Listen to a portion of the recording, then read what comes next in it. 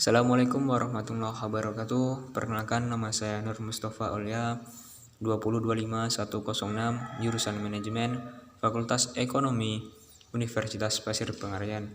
Baiklah, di sini saya akan menjawab soal-soal UAS yang diberikan oleh dosen saya yang bernama Bapak Purwantoro dengan mata kuliah Komputer Bisnis. Langsung saja ke soal-soalnya. Yang pertama, berapakah koefisien determinasi dari data analisis regresi? Jawabannya, berdasarkan tabel output SPSS model Fermari, pada data terlampir diketahui nilai koefisien determinasi atau R² adalah sebesar 0,9436. Besarnya angka koefisien determinasi R² adalah sebesar 0,9436 atau sama dengan 94,36%. Angka tersebut mengandung arti bahwa variabel motivasi XL dan variabel minat X2 sedang secara simultan bersama-sama berpengaruh terhadap variabel presentasi Y sebesar 94,36%, sedangkan sisanya 100% dikurang 94,36% sama dengan 5,64%, dipengaruhi oleh variabel lain di luar persamaan regresi ini atau variabel yang tidak diteliti. Soal kedua, yaitu jelaskan apa yang dimaksud dengan standar error pada analisis regresi. Jawabannya, standar error pada analisis regresi merupakan standar error dari anetimilasi variabel terikat. Dalam kasus kita adalah permintaan. Angka ini akan dibandingkan dengan standar deviasi dari permintaan.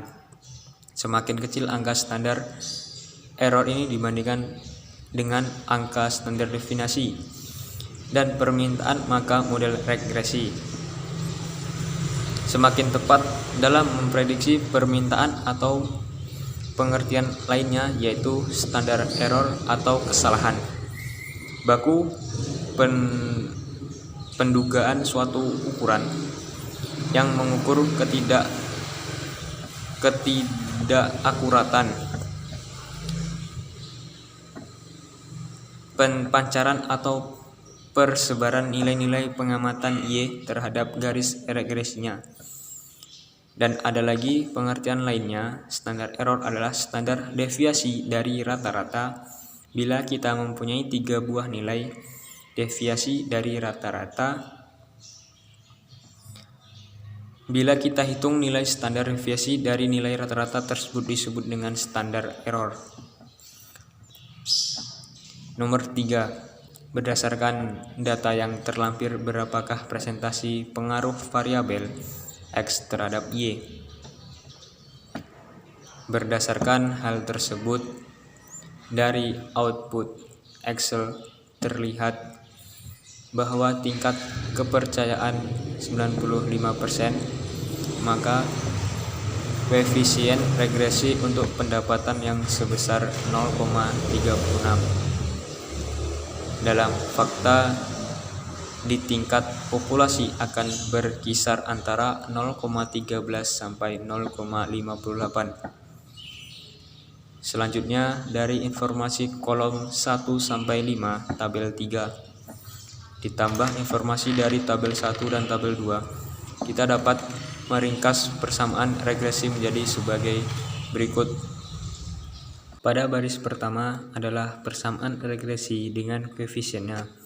Baris kedua adalah standar error untuk masing-masing koefisien. Dan baris ketiga adalah nilai T dan F. Ada bintang 1 dan bintang 2. Seringkali orang menandai dengan bintang 1 dan menunjukkan uji tersebut signifikan pada taraf nyata 5%, dan bintang 2 sebagai signifikan pada taraf nyata 1%. Sekarang kita baca hasilnya. Dari persamaan fungsi menunjukkan koefisien hanya bernilai negatif, yang berarti ada pengaruh negatif berlawanan arah antara hanya dan permintaan. Besarnya koefisien berarti berlawanan dengan asumsi pendapatan tidak berubah. Maka setiap kenaikan hanya Rp1.000, karena dalam kasus kita satuannya adalah Rp1.000. Maka permintaan barang dan akan turun atau berkembang sebanyak 13,31 unit, karena dalam kasus ini satuannya adalah unit. Bantu juga untuk interpretasi koefisien pendapatan dengan asumsi harga tidak berubah. Maka setiap kenaikan pendapatan sebesar Rp1.000 akan meningkat permintaan sebanyak 0,36 unit, karena koefisien regresinya positif, berarti pengaruhnya searah. Konstanta yang sebesar 607,53 secara matematis berarti bahwa ketika variabel bebas nilainya 0, maka variabel terikat nilainya adalah sebesar konstanta tersebut. Tapi hati-hati dalam membaca konstanta dalam kasus ini. Selain nilainya tidak signifikan, juga secara logika kita tidak akan pernah berhadapan dengan harga dan pendapatan yang nilainya 0. Harga barang dengan nilai 0 bukan barang ekonomi yang tidak masuk dalam analisis kita. Demikian juga tidak mungkin orang yang tidak punya pendapatan bisa membeli barang yang adanya harganya.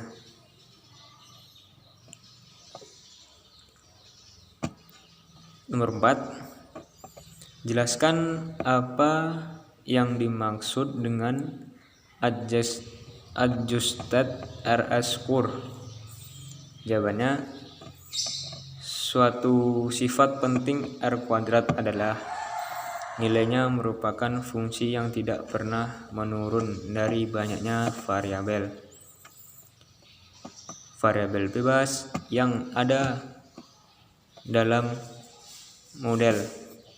Oleh karenanya, untuk membandingkan 2R kuadrat dari dua model yang harus memperhatikan banyaknya variabel bebas yang sama ada dalam model. Ini dapat dilakukan dengan menggunakan adjusted R score. Dalam model memang R kuadrat sudah disesuaikan dengan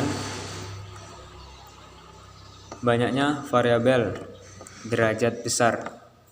Dalam model memang R kuadrat yang disesuaikan ini saja akan meningkat bersamaan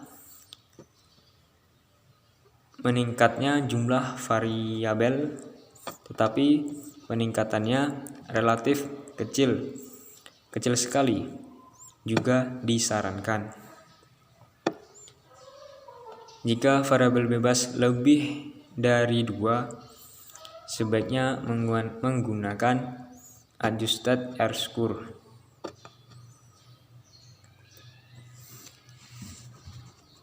Itulah tadi jawaban dari saya, jawaban UAS komputer bisnis. Kurang lebihnya saya mohon maaf. Saya tutup. Wassalamualaikum warahmatullahi wabarakatuh. Insya Allah minggu depan kembali lagi dengan video-video saya. Terima kasih.